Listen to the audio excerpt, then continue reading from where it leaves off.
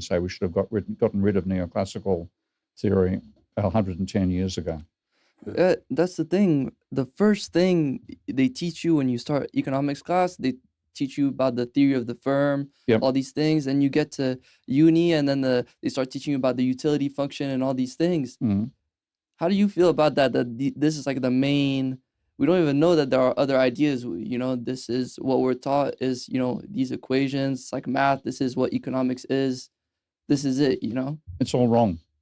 It's all completely wrong, and every possible level. So, like when you have the idea of describing an individual's consumption using utility curve, indifference curves, that works on a sheet of paper when you have apples on the vertical axis and bananas on the horizontal, and you're supposed to work out what's the combination of apples and bananas that you're indifferent to, and that's not hard to do. It's even if you imagine like between 0 and 10 bananas and 0 and 10 apples, there's 121 combinations.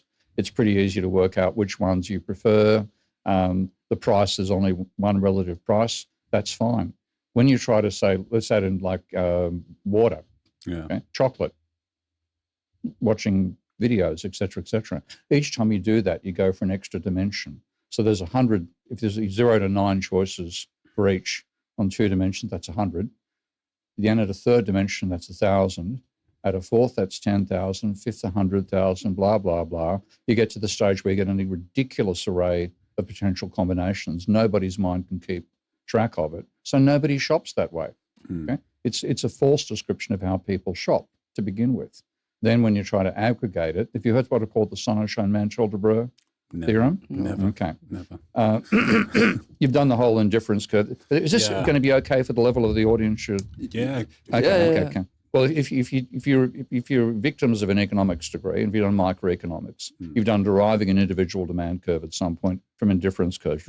You've done that bit yourselves? Yeah, so painful, but yeah. It's so painful, okay. So what you draw, on the vertical axis, you draw the commodities you're not changing the price of, and on the horizontal, you draw the commodities you are buying, changing the price of. And you have an intercept on the vertical axis, which is your total income divided by the price of the other commodity. So, and that you assume those prices don't change and your income doesn't change.